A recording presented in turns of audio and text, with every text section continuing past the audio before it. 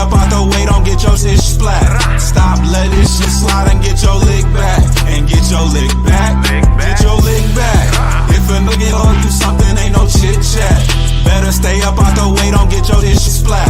Stop, let this shit slide and get your lick back. And get your lick back. I feel like I'm JX. J-Way. I'm a perfectionist. Adderall got me restless. I'm gone. Run with a wild crew, they get reckless. Young boy, come up off that neck. Give me that. To the trends. See a lead, be the band. Good evening, everyone, and welcome to another episode of Who Will Be King. I'm here with a couple of my NFC North comrades, and as it stands right now, we have a Super Bowl matchup. But before we get to how we arrived at that matchup, how are you guys doing today? Doing great. Said you cold, Pay? It's freezing. Bring back training camp weather. Right. No, that is nice. Dave, how's it going? It's going well. And it is January, so it's supposed to be cold. It is. January, it feel like it's been January for like 3 years by now. So get this out of here. It's been a rough month. It's almost Groundhog's Day, so we'll see how that goes. But speaking of cold weather, let's get to the first matchup of Sunday afternoon, and that was the Patriots versus Denver, and that was in New England, right? No, in Denver. That was Denver. That was in Denver. It just felt like New England had the advantage because of the QB situation, but it ended up being a pretty close game that was heavily weather influenced, especially in the second half where they had a quite the blizzard. But it was a low scoring game. The final was 10-7. And I want to say Denver got off to a lead early on, and Stidman. Let me get that right. No, Stedman is Stidham. Jared. I'm gonna call him Jared. He got off to a good start, and the Broncos had a decent opportunity to get a victory. There was some speculation that Peyton may have overcoached a little bit, and they went up 7-0 and had the opportunity to go up 10-0, but they chose to go for it instead of taking the points, which has been more of a approach of NFL coaches these days.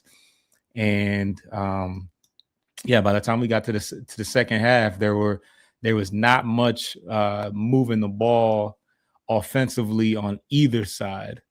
I think the Broncos had more passing yards than the Patriots. They only had 65, but ultimately they were able to get the final field goal to win the game 10-7. But what did you guys see in the game?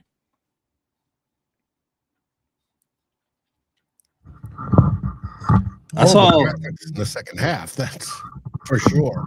When they tried to wonder if over to the bite snow. I wondered if they knew that type of weather was coming. I think that's with that type of. I know this is probably forced Monday morning quarterbacking, but if you knew that was coming, you got to take every chance, every point you can get at that point. You trying to score touchdowns when you have a 3-point in front of you. You got to take that 3 points because as you saw in the second half, like you said, B. Foster, you couldn't even hit a field goal in that weather. So the questions are going to be all summer, all off season. The question is going to be: did you know? Were you aware of the weather? Well, they obviously weren't prepared for it because they had for field clearing, all they used was leaf blowers, and you'd see them come out and do back and forth, and you get squiggly lines that weren't straight. They didn't follow the line marks. They didn't clear the hashes. At least they could have taken something out of, say, New England's cheating scandal where they have a little tractor with the broom that comes up and, clear the spot for the kicker. But no, they didn't do that. And it was it was bad, but it couldn't happen to my favorite coach that he loses because he didn't take points. I'm happy. But yeah, me personally, I hate games where the snow gets involved because it just turns into a I don't know. It takes it back to old school backyard football where everybody's just sliding around and doing the best they can, but it doesn't necessarily yield the best team doesn't always win in those situations because it takes away a lot of the I don't want to say take away the talent aspect, but yeah, it definitely makes for a different experience.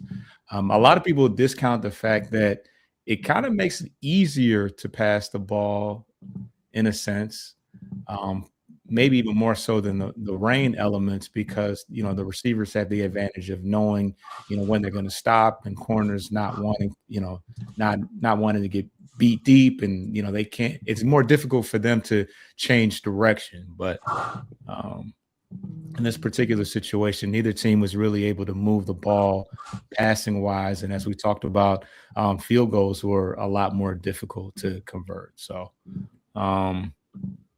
yeah, Sean Payton, unfortunately, he didn't have his starting quarterback because it makes you wonder, what that, does that factor into how the game ended? But they certainly still had an opportunity to get the job done. I think it saves us from having to, deal with, seeing Mr. Stidham in the Super Bowl because that would have just been kind of weird. But yeah. Any other thoughts before we move on to the NFC game? It's been kind of weird, but I just hate that this is going to get those nerds talking about all football games should be in a dome. Listen, I hated watching that game too. It was hard to watch. It was boring. I think my aura ring caught me napping for about a good 35 minutes. However, I will prefer more games like that than no games like that. Why? I don't want to see all football played in a dome. That's not football. Like Yeah. you said, Foster, you said it makes you think about back when we was kids and you was playing outside and you was doing more sliding than actually playing football. Yeah, that's fun. That's fun. Football's supposed to be fun like that. You gotta play the elements. The elements are part of football. Football is not supposed to be played indoors. You know what they call football that's played indoors? Arena. That's what they call it. They call it arena football. Well, the NFL is going to it for most of its clubs, including yours when you build your next stadium. Not if Pritzker had anything to say about it. I mean, I don't want to see all the games indoors, but we know that we don't have to put Miami in a dome. We know we don't have to put the Jaguars in a dome. There's a number of stadiums that I'm okay with them being outside. But as far as all the snow and the rain, one would venture to say that it would make for a safer game also. I mean, I know that's kind of weak and whatever, but more inclement weather could possibly make for more injuries as well. The monies and all, money gets involved. Got to bring it up. I don't know if the science. I don't know if that science is more than just 50-50, but it's football. It ain't too much safer you can make this game. It's a car crash every play. That's really what it is, and we're all going to watch it. Oh yeah, absolutely. That's one thing we're not going to do is stop watching it. It's not going to happen.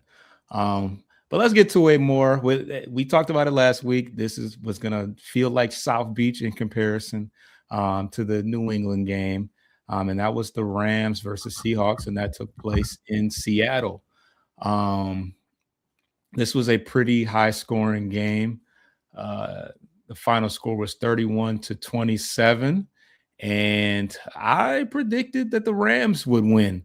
I thought that there would be still some concerns with Sam Darnold and his health, and that Kenneth Walker would not be able to duplicate the performance that he had in the previous week. And Kenneth Walker did not have as good of a game, but Sam Darnold looked great.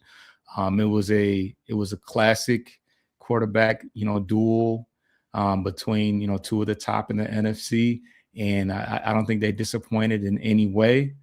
The Seahawks were able to, although they didn't do a great, they didn't do the best job of stopping Matthew Stafford. They were able to get him off the field on third down and were able to get at the one stop that mattered in the end.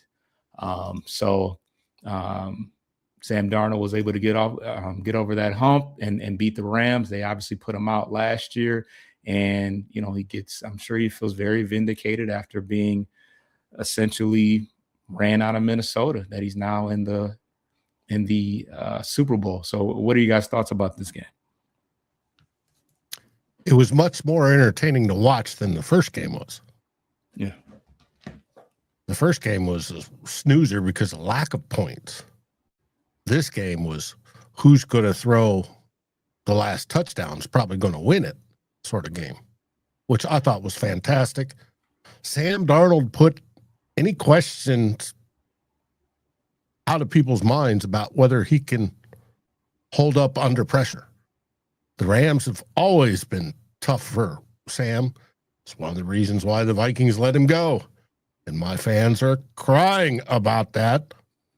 But it is what it is. Sam had a great game, and he was still hurt. You saw him one shot. They talked about his oblique, and it was like he's sitting there doing that sort of motion coming off the sideline, but he was dead on.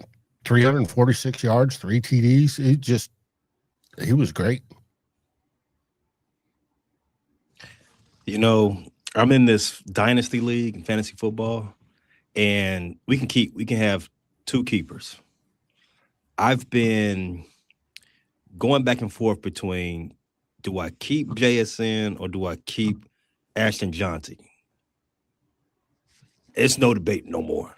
JSN is not making his way back to the draft. He's on my team until the year 3026.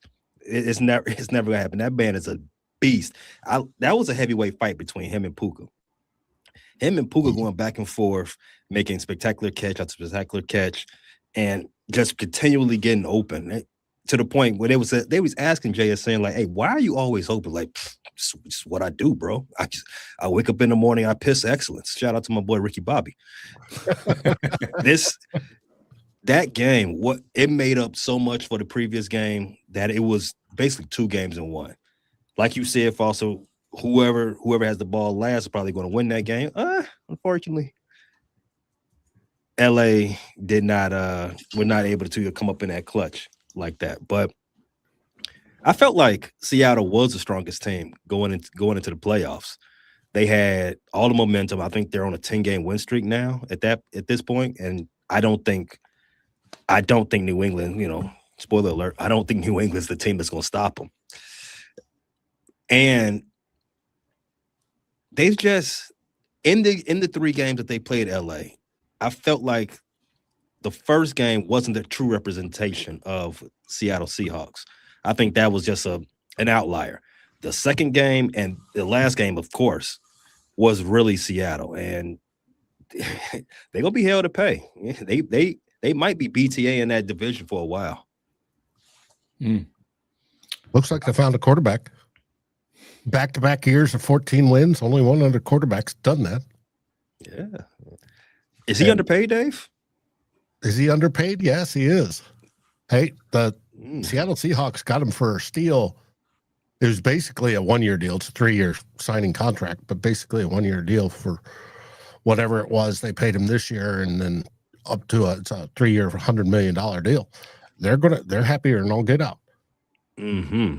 They don't have to worry about it for the next 2 years, or at least the next one. Then they have to worry about an extension. But they found he's developed into a quote franchise quarterback, the one that Minnesota Vikings been looking for since Fran Tarkington. What you said, Dave, that's that first time ever a quarterback's had back-to-back 14 wins. That was the second most interesting stat that I heard coming out of that game. The first of that 2017 draft class, or was it 27 or 2018 draft class?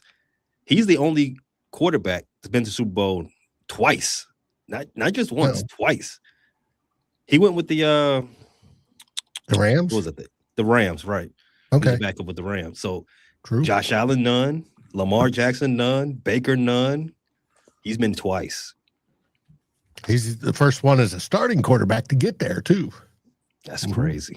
Like we all planned. Yeah. Get drafted by the Jets, turn into garbage, called a bust, and then work your way over. Speaking of the Jets, how do you think they feel today? We're talking about the Super Bowl. They got to see, dang, Sam Darnold's the starting quarterback. Dang, the Patriots, they killed us, rebuild, and now they're back in the Super Bowl. The Jets got to be going through it right now. Oh, yes. I'm sure they are. Much like Vikings fans.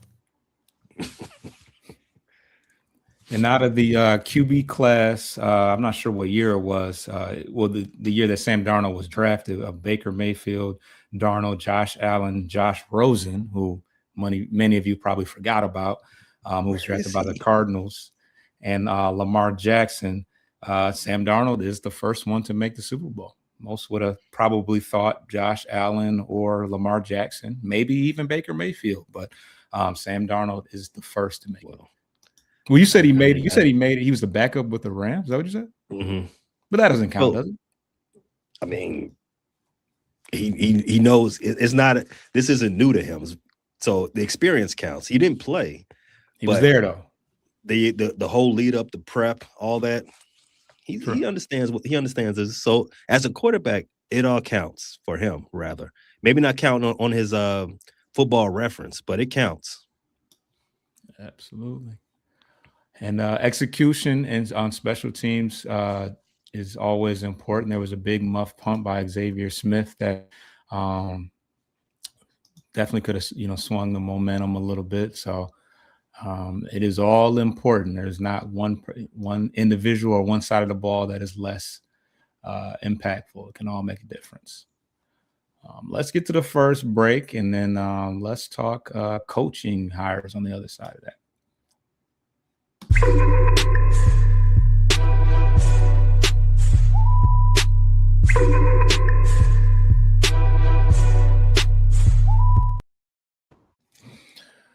All right. The entire NFC North is obviously well into the off-season portion of things, and now it's time to shore up the coaching staff. Dave, what do you guys have going as far as coaching hires? Has your defensive coordinator made it back in? Yes. He is. Once the Steelers selected Mike McCarthy, that was it. He's not entertaining any other head coaching interviews. He's probably turned down some, whether it be the Browns or the Bills or the Cardinals. But nope. Brian Flores is the newest, highest paid defensive coordinator in NFL history. They have not come out with the totals yet, but they have confirmed he is the highest paid coordinator in NFL history. Oh, in history. Wow. Mm-hmm. Okay. Wow. All right. That's a decent consolation prize. Oh, yeah. Pay any movement in your coaching staff? Actually, Declan Doyle, the Bears offensive coordinator, he took his name out of consideration for the offensive coordinator of the Philadelphia Eagles. I don't really have a lot of opinion on that. I mean, it's good for him. He got the experience of interviewing for, I guess, another offensive coordinator position. That's good for his resume, and him coming back to the fold, he can further, sharpen his sword. He can further get better in his craft, and maybe sometime down the road call plays. I don't think it was a good fit for him to go to Philadelphia anyway, because they've had a revolving door of offensive coordinators, right? In fact, well, actually, maybe not. Let me not say that too loud, because if the trend sets, Declan Doyle would have been a head coach in 2027. 2027, if the trend was, if you believe trends, because the first Super Bowl that Sirianni won, I forget what year that was, but Shane Steichen and Kellen Moore were offensive coordinators under Sirianni. And as you know, Patullo and I forget the other guy name that replaced those two, they were fired after one season. So offensive coordinator goes to head coach, gets replaced, fired. New guy, Kellen Moore, comes in, becomes a head coach. Kevin Patullo takes him over. He's fired after 1 year.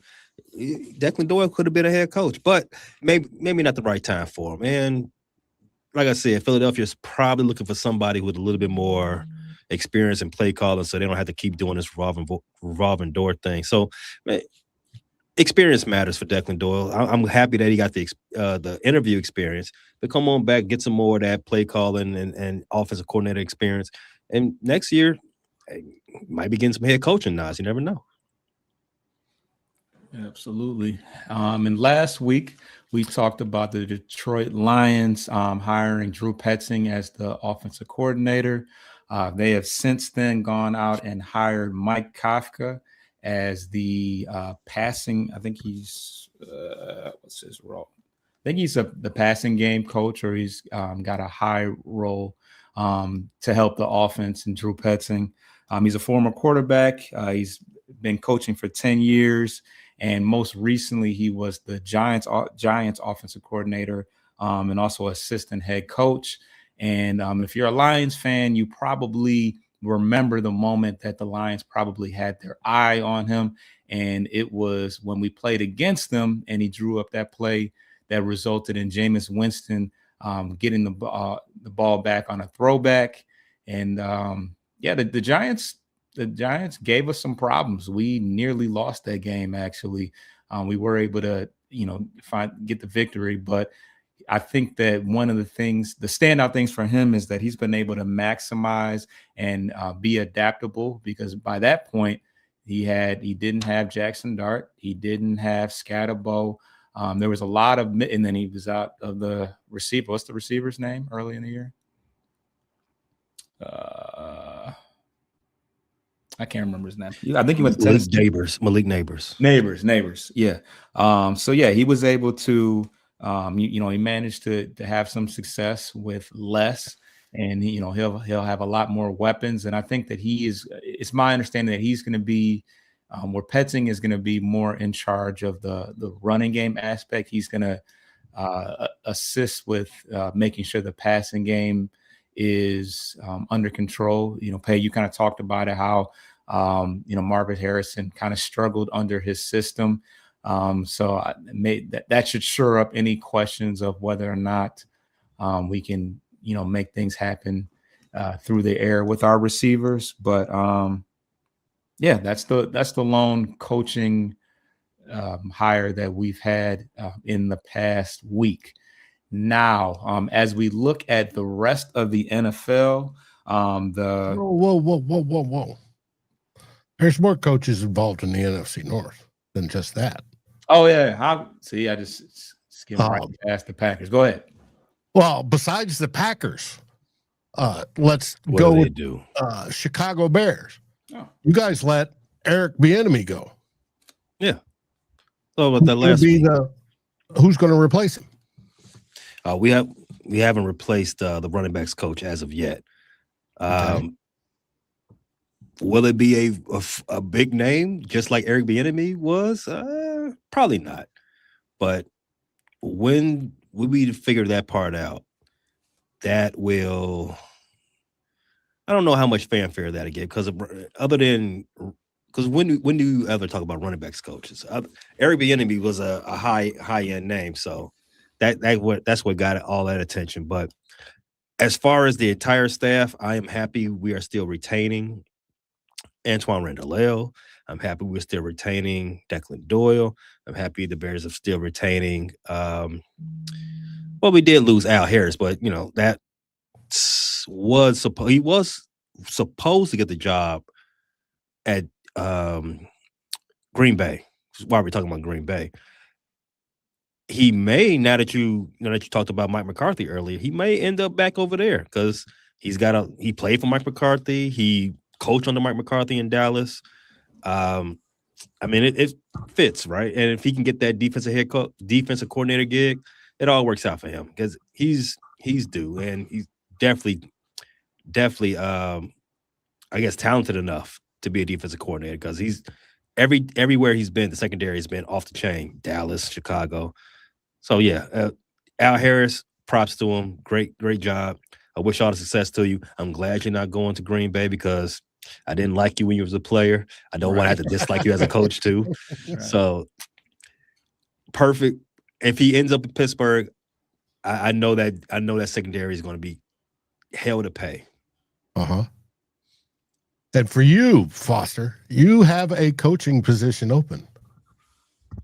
It's June's favorite position. What? Tight end. Fullback? Tight end. Oh. Tyler Roll left. He was hired as the offensive coordinator for Iowa State. Speaking of tight end, Iowa is. Or Iowa. He's going down there. And so that position has yet to be filled. For the Vikings, for positions still open, we have our offensive line coach search is still in the works. And I'm getting frustrated that it is because it looks like we'll probably settle.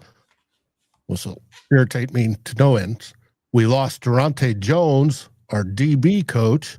He became the defensive coordinator for the Commanders. Our defensive line coach, Marcus Dixon, he's going to take on that same role with Dallas, it sounds like. We lost our safeties coach, Michael Hutchings. He's becoming a coordinator at University of California. And, of course, we lost Mike Pettin, our assistant head coach, which makes me wonder if Brian Flores got that title with the big pay. Don't know for sure, but we'll find out.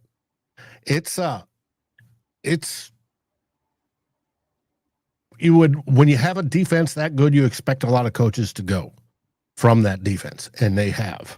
So we'll see how that goes. Now, for Green Bay, all right, we all know that they hired Jonathan Gannon, the fired head coach from Arizona, which to me is a good hire for the Packers. And I hate to say that with a passion. I hate to say that because Jeff Hafley took the Dolphins head coach job, their defensive coordinator. It's going to be interesting. They have one vacant assistant position, and it's at linebackers. When Sean Dugan left for Miami staff under Hafley, that seems to be about it. It also, defensive back secondary coach Ryan Downward left for the Dolphins as well, but that was filled by Bobby Babbitt. There's a name from the past. And but there's no other assistant coaches listed for the Packers. Right. So as far as the rest of around the league, we have 3 vacancies, I believe. We got the Raiders, the Browns. Browns filled it. Yeah. Todd Monken, former offensive coordinator for the Baltimore Ravens, is now the head coach of the Cleveland Browns. Okay. He was the only one to do the essay portion of the interview. I was going to talk about it. It sounds like they have a very highly detailed and strenuous hiring process, and people were just kind of backing out like, I'm not doing homework. Like, what is this? To be the Browns coach? The job is homework. So, I mean, might as well start early. It is homework, but nobody said there would be an essay involved. And that listen, just ask ChatGPT to do it for you guys. Come on, we're in 2026. Just say I'm gonna tell them, hey, I'm gonna go fill this out in the office that I will have soon. You go in there, ask a little robot to do the homework for you. Piece of cake. Get out of here. Yeah. Cutting corners already. Yep. That sounds Hey, about man, like Hey, but if it works, they use AI in their analytics departments. And that's exactly how you get around that, Dave. Like, hey, I'm just thinking ahead of the game. See, I've been and if you end up with 2 wins, then hey, they can't fault you. Mm-hmm. How would the new coach use Pro Bowler Shedeur Sanders? Oh man, I don't. ChatGPT would go, I can't even. Yeah, they can't even that answer. ChatGPT would tell you, listen, man, we're wasting enough water. Don't ask me those stupid questions. I'm sure a lot of people turned it down, but yeah, that's how it happens. But I don't even want to pretend like I even care about the Pro Bowl. But when I heard that Shedeur Sanders is a Pro Bowl quarterback, I say, okay. Oh, it's a joke. It's become a complete joke. No one wants it. You can't believe there's no way they can make me believe they asked 30 other quarterbacks to go to the Pro Bowl, and Shedeur was the only one to say yes. Because it would have to be all of them, right? It would have to be everybody. Well, I'm counting backups too. Jeez, come on. Okay. All right, now. What? I wish Shedeur all the success in the flag football game. Speaking of the flag football game, do you think foreign countries are scouting the NFL flag football game for the Olympics? Well, I thought you were going to ask about what team they want to move to Greenland. That would be something. You got to start thinking early, since it's going to be a territory soon. As far as the Olympics, wait, football is a Winter Olympics? No, it's a Summer Olympics. Okay, it won't be for 2 years, but okay, it's coming. Yeah. Huh. I didn't even know they let NFL players do that yet. Mm-hmm. It's flag football, though. It's not football. It made the rules. It's only 1 or 2 players per team can do it, type deal. Oh yeah, I remember that. Yeah, Justin Jefferson's wanting to be one of them. Yeah, I do. We had an episode about that. I recall that. So, they should be, Dave. They should start scouting. I wonder what type of they should be filming it. It's like Bill Belichick. Speaking of Spygate. Oh boy, did you lose any respect for the Hall of Fame after we learned yesterday that Bill Belichick was not voted in? I mean, how often do we see a coach get in on the first ballot? He's the only one that's been to the Super Bowl 8 times. Yeah, he's the coach, though. I mean, we won't. He was a surefire Hall of Famer. Yeah, and the coach before him was a surefire Hall of Famer too. But I mean, just because you don't get in on the first ballot doesn't mean you're less of a Hall of Fame career. But no, it's because there was people that are pissed off at him and wanted him to pay a penance for all the scandals and all his gruff, how he treated people. Dave, I don't have my tinfoil hat here right now, but I'm with you. I'm with you. That plays into a part. As one of the things I've learned as an adult is it ain't always about what you know. It's how you work a room. It's how those connections you make. You don't want to burn any bridges. And speaking of my tinfoil hat, I kind of believe that Bill Belichick is also being shadow punished for his involvement with the Flores situation. Possibly. Oh wow, that possibly.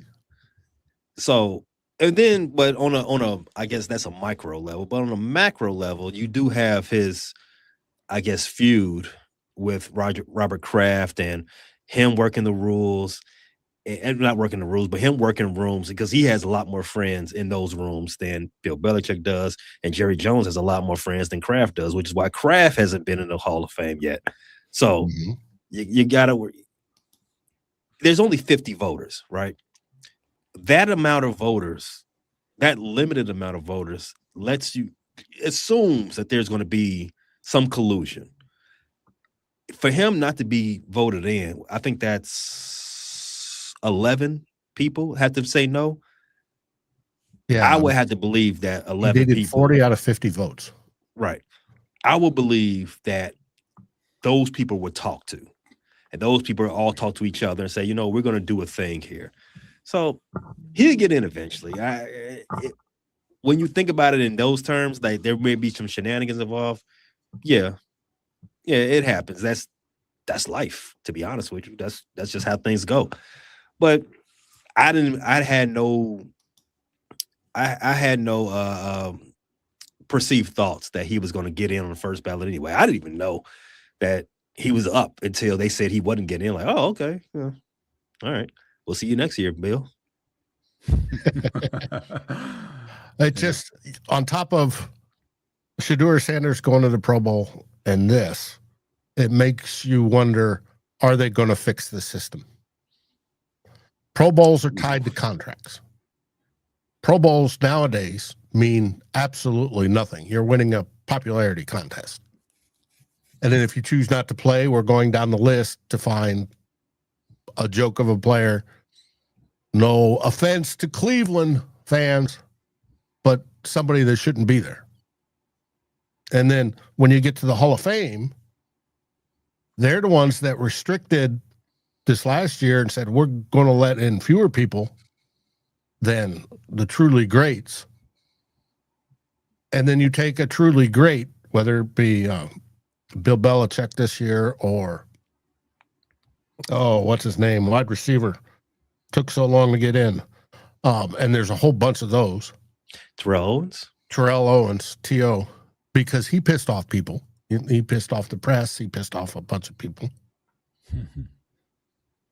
It's a shame, and it should be, no, that's not the way the system works. It should be clearly defined, and the NFL is the only league that does not define it and say, hey, it's on-field performance, your record, your stats, all that sort of stuff. It doesn't talk about morality. And all the other leagues say, leave the morality out of it. Did the player meet the requirements to be considered a Hall of Famer? Well, baseball, NFL there's a lot to that, though. goes, no, we're going to use morality when we want to because we're the NFL and we don't care. Or in this case, the Hall of Fame.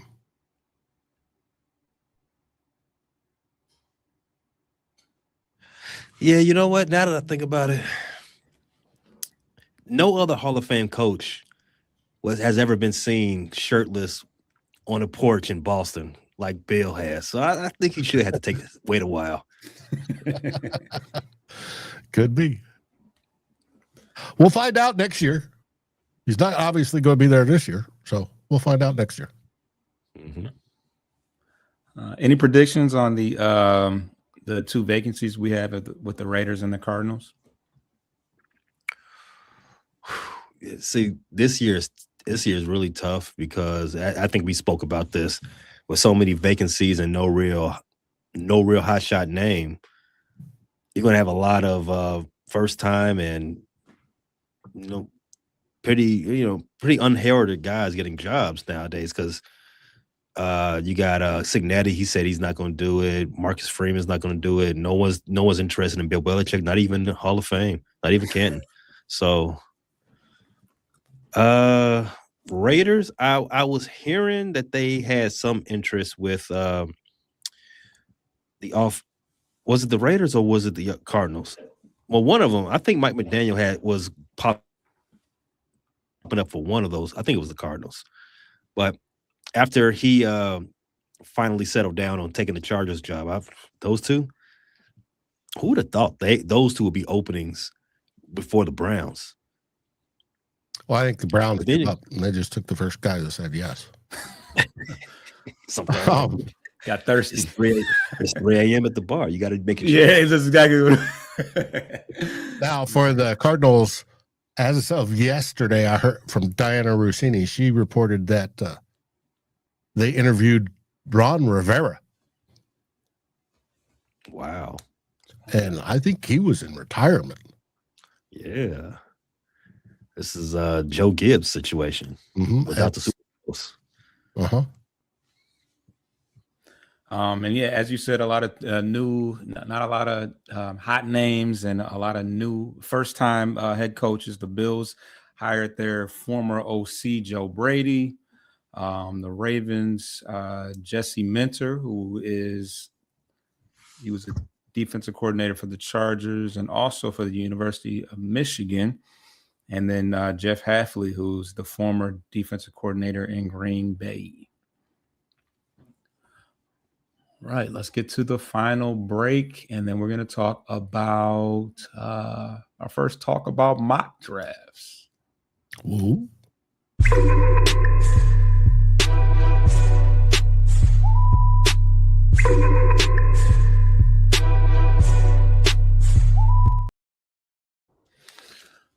All right, never too soon to start taking a look at the future and draft picks.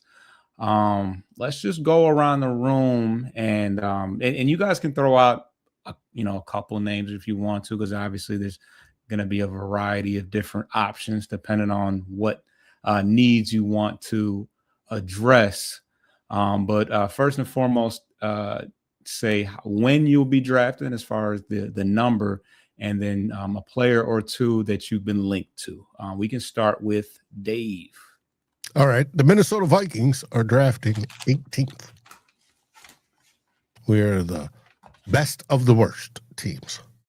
The teams that did not make the playoffs.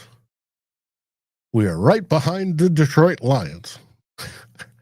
But now, I said in the pre-show that this was fun doing some research. I looked up or used the robot to figure out what are the top 5 players that Minnesota has been mocked to them so far this early in the preseason or off season. We have the Senior Bowl taking place right now, which Tyler Forness is at, and he's doing player interviews and such. We have the Shrine Bowl just completed itself. But who are the 5 that have been most mocked? Mansour Delane, or Delaney, however it's pronounced, has appeared the most at number 18. He's cornerback out of LSU. And if you want to, we've already done a Skull Search show on him to include audio if you just want to listen to what Tyler says about him, or a video. There's also Avion Terrell, cornerback Clemson, who we've talked about. Brandon Cece, cornerback South Carolina. You think there's a pattern here that mockers have going to the Vikings? Jeremiah Love, if he falls to 18, running back Notre Dame. And of course, there's questions if that's the case. And Kenyon Sadiq, tight end, Oregon. Now, for that to happen, that would be highly interesting. We'd probably have to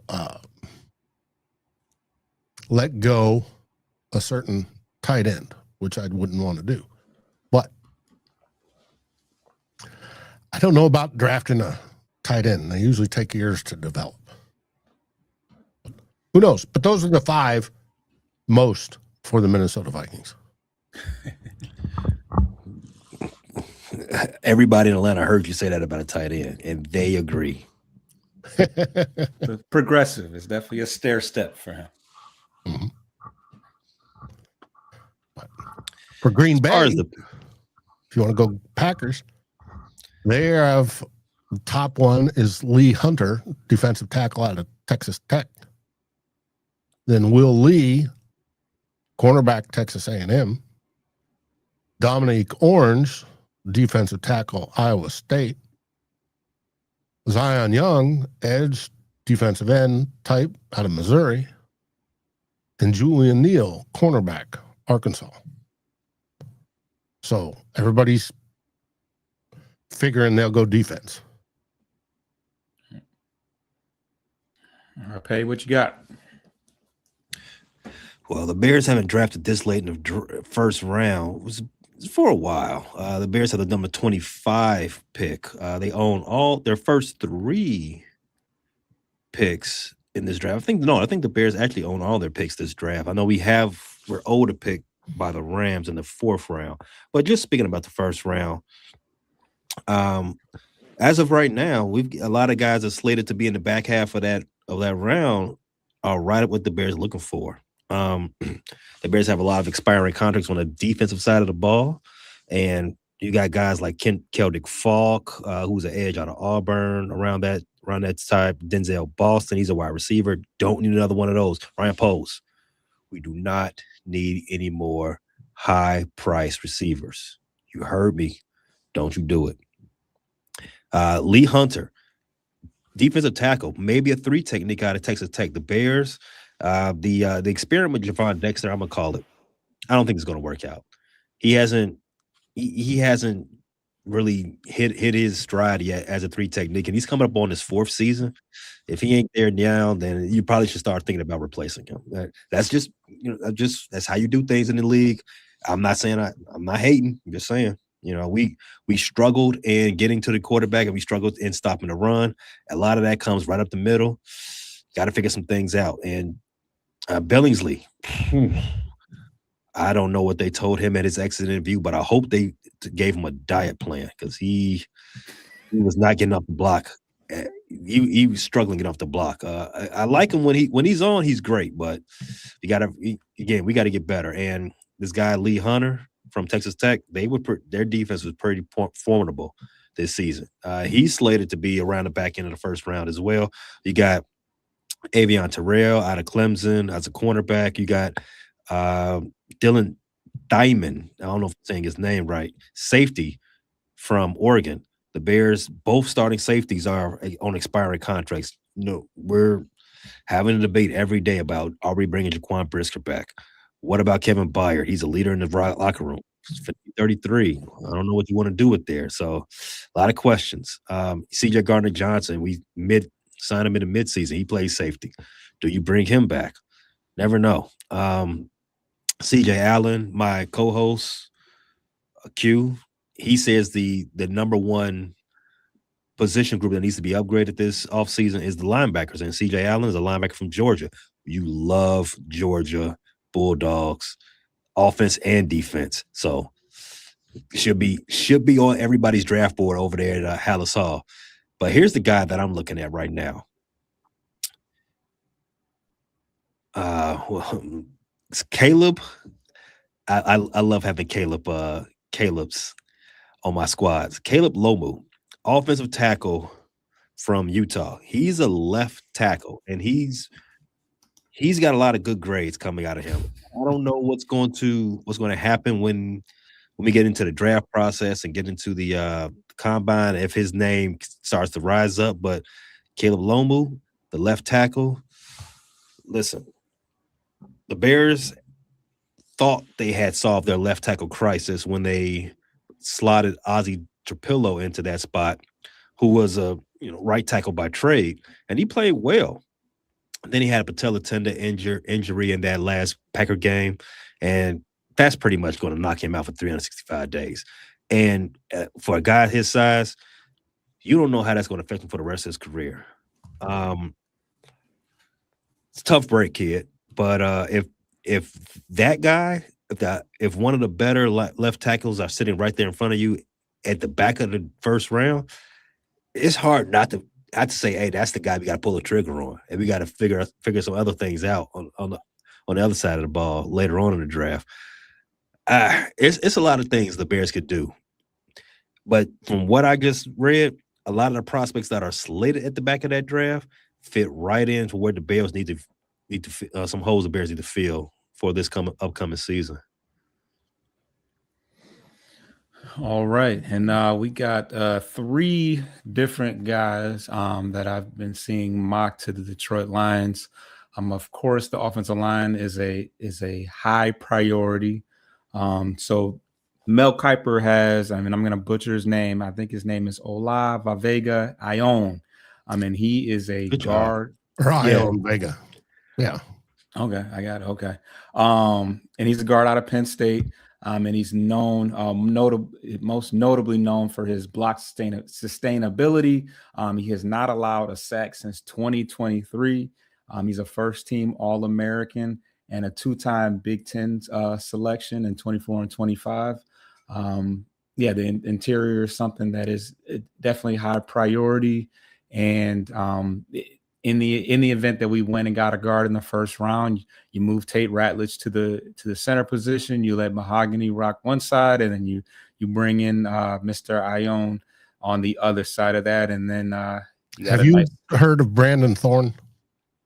I have not heard of him. Where is he from? Brandon Thorne does a podcast. Oh, you told offensive line. Okay. Yeah. And he has Vega as his number 2 guard overall. Okay. So that'd be a good choice. Brandon Thorne. Yeah, I'm going to look him up to get that information on the big round belly. He specializes in that specifically. Yes. Okay. All right. So the second guy is a tackle out of Miami. His name is Francis Maigua. And he would be the Decker predecessor. He's the second highest rated tackle, and he's both effective in the pass and run block game. And once again, addressing that offensive line, Taylor Decker may or may not retire. The Frank Ragnow situation kind of burned us last year, so it would be beneficial for us to be proactive this time around in preparation for that. So that's why he was mocked to the Detroit Lions at 19, and that was by PFF. The last one was done by the NFLmocks.com, and it would not be a mock draft without an edge rusher to be the opposite side of Hutch, and that is TJ Parker out of Clemson. He had 16 sacks in the last 2 seasons and 29 tackles for loss. He's a larger edge rusher, which is what Dan Campbell prefers. And he's big enough and strong enough to hold his own in the run game as well. He's 6'3", 260 pounds. So those are the 3 guys that I have seen. I've also seen I believe he's a tackle out of Alabama, Proctor. And that's somebody that I'm seeing a lot of mock drafts as well. So, of course, we will have a lot of time over the next 2 months to, further kind of dig in on the mock drafts. But that is a early look at it. So, Dave, as you said earlier, you got boots on the ground down at the Senior Bowl. What do you guys have planned in the future for the Vikings First and Skol fans? I'm working on another Skol Search episode where we're looking at first batch of wide receivers, and it'll be mid-first rounders type, not the very top, but the next level. We also have Tyler's going to get with me sometime. We're going to have some show tomorrow night.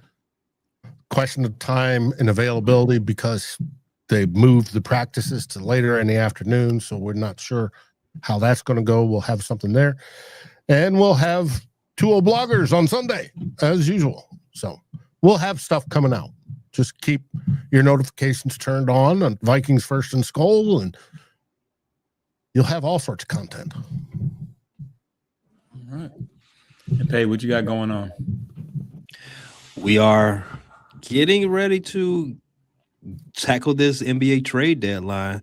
The guys from my boys Rick and Zeke, they got a lot of content coming up surrounding that, as well as Q is going to start breaking down the Senior Bowl when that's going.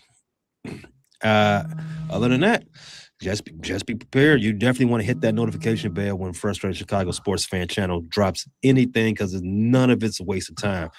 The baseball season is around the corner. Pitchers and Catchers is going to report in just a couple of weeks. Are the Sox going to be better this year? I'm banking going not. But the Cubs. Where do they do spring training? Out west or Florida? Who, the Sox? Yeah. The Sox are, yeah, they're a Cactus League team. They're both in Arizona. Yeah, they're both out there. I went to their game last February. Fun, very fun. Overpriced for a training spring training game, but I enjoyed it. Bucket list. But yeah, the Cubs, on the other hand, they're ranked as the second best team in all of baseball. Their over-unders right now, not on the sports books, but some of the baseball publications have the Cubs at 99 wins projected. It's going to be a fun year. You want to check those videos coming out very soon. First Rate Chicago Sports Fan channel. Hit the notification bell so you never miss a drop. And over on the Bleachers to Speakers, I feel like I've been talking about it for the last couple of weeks, but we still plan on doing a show grading the last 5 draft classes. So be on the lookout for that. We will also be a part of the NBA draft. I mean, not NBA draft, the NBA trade deadline festivities. I'm hoping the Pistons are involved in some way, shape, or form. We will be also hosting the Central Division show this upcoming Monday. And me and Coach have a show on Sunday. Our first our spring training episode will be coming out on Sunday. So stay tuned. We got a lot of stuff coming up. And what does they say in Chicago, Pay? Bear down. Dave, Minnesota. We say Skull Vikings. And in Detroit, we say One Pride. Thanks for joining us. Get your lick back. If a nugget on you